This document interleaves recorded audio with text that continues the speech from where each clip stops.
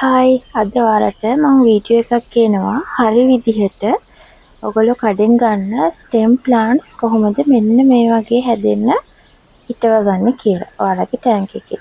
මේක මම අලුතෙන් හදාගෙන යන පළුඩාරියම් එකක්. ඉතින් මේකට තමයි මම අද ස්ටෙම් ප්ලාන්ට්ස් ටිකක් ඇඩ් කරන්න යන්නේ. හරි බලමු කොහොමද මේක කරන්නේ කියලා. මල් ළඟ තියෙනවා ඔයගොල්ලෝ කඩෙන් ගන්න විදිහම බන්ච් එකක් විදියට තියෙන ස්ටෙම් ප්ලාන්ට් බන්ච් එකක්. මේක හයිප්‍රොෆිලියා පොලිස්පර්ම එක. මේක ලුඩ්විගා රූබින් එක. හරි. මුලින්ම ඔයගොල්ලන්ට පේනවා ඇති මේ බන්ච් එකේ තියෙනවා කහ පාට වෙච්ච කොළ මේ ෂීට් එක. එතකොට ඔයාලට පේනවා ඇති මේ පළුඩාරියම් එකේ උස ප්‍රමාණය ගොඩක් උස නැහැ. ඒත් මේ බන්ච් එකක් මේ සයිස් එකටම දාන්න බෑ. හරි. මුලින්ම මම කරන්නේ මෙන්න මෙහෙම. මුලින්ම මේ රබර් බෑන්ඩ් එක අයින් කරලා ඊට පස්සේ මේ පැල ඔතල තියෙන ෂීට් එක පරිස්සමට අයින් කරන්නයි යන්නේ. ඔයගොල්ලන්ට පේනවා ඇති ෂීට් එක අයින් කරලා පස්සේ මේකේ තියෙනවා මේ කහ පාට වෙච්ච කොළ. මේ වැත්තටම ගහ උස යන හින්දා මේ පරණ වෙච්ච කොළ තියෙන්නේ.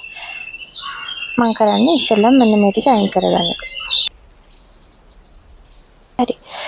මම මේ අතු ටික විතරක් ඇති. එහෙනම් මම අනිත් අතු ටික පොඩ්ඩක් අයින් කරනවා. දැන් ඔයාලට පුළුවන් මේ අතු ටික ඔයාලට අවශ්‍ය උසට කපා ගන්න. සාමාන්‍යයෙන් ඔයගොල්ලෝ ගන්න ස්ටෙම් ප්ලාන්ට් වල ඔයගොල්ලන්ට මෙහෙම කට් කරාම මේ අත ආපහු හිටවන්න පුළුවන්. මොකද normally මේ low tech ස්ටෙම් ප්ලාන්ට් වල කොළවලුනොත් මුල් අදිනවා. මම ඔයගොල්ලන්ට පෙන්නන්න. මං හිතන්නේ ඔයාලට පේනවා ඇති මෙන්න මේක මේ පොලිස්පර්ම කොළයක් කැඩිච්ච එකක්. ඒකේ මුල් ඇවිල්ලා තියෙනවා චූරි පැලයකුත් එක්ක. මෙන්න මේක. සාමාන්‍යයෙන් මම කරන්නේ ටැංක් එකේ දැන් ඔයාලගේ සාමාන්‍ය වතුර උස ලෙවල් එක තියෙනවනේ. මේකට වැඩිය අඟලක් හරි දෙකක් හරි කොටට තමයි මම ස්ටෙම් ප්ලාන්ට් එක කපා ගන්නේ.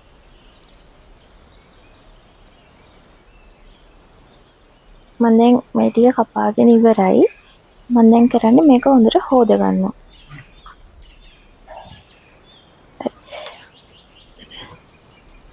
ඔයාලට දැන් පුළුවන් මේ තියෙන ස්ටෙම් ප්ලාන්ට්ස් ටික හිටව ගන්න. තව දෙයක් ඔයගොල්ලෝ ස්ටෙම් ප්ලාන්ට් හිටවනකොට සමහරක් විට මේ වගේ අඩියම මේ වගේ කෙළවරේ තියෙන කොළ කිහිපයක් කඩලා අයින් කරන්න. හිටව ගන්න කලින්. ඊට පස්සේ මෙන්න මේ වගේ තියෙනවා අයින් කරගන්න. ඊට පස්සේ ඔයගොල්ලන්ට පුළුවන් ඔයාලගේ ටැංක් එකේ මේක හිටව ගන්න. තව දෙයක් කියන්න ඕනේ ඔයගොල්ලෝ ස්ටෙම් ප්ලාන්ට් හිටවද්දි මේ ඔක්කොම එකපාර හිටවන්න එපා. අතු දෙකක් හරි තුනක් හරි පුළුවන් නම් තනියට හරි කමක් නැහැ.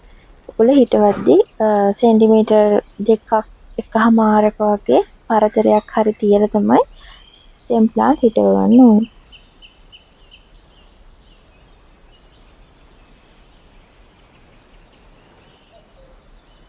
පැල ටික නම් හිටව ඉවරයි. ඔයගොල්ලන්ට මම තව උදාහරණයක් තව බන්ච් එකක් ගන්නම්. ඔයගොල්ලෝ සමහරකට මෙන්න මේ වගේ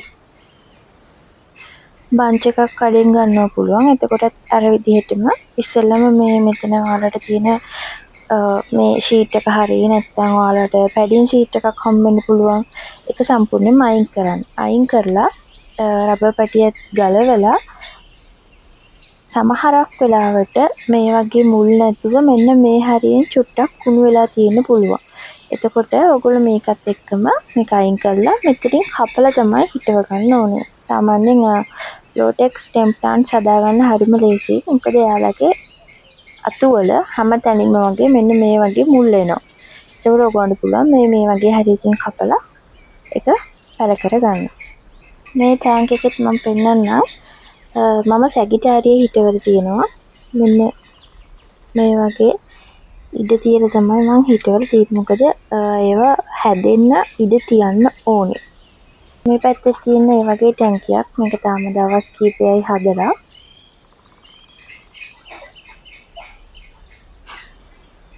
ඔයාලට පේනවා ඇති මේකෙත් පැල මං හිතවල තියෙන්නේ ටිකක් ඈතින්.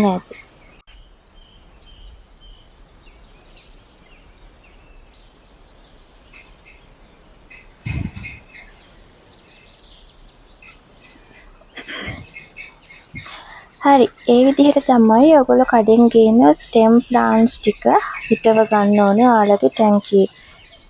ඒ විදිහට හදාගත්තාම ඔයගොල්ලන්ට පුළුවන් ගස් ටික කුණු වෙන්නේ නැති වෙන්න ටැංකිය ඇතුලේ වවා ගන්න.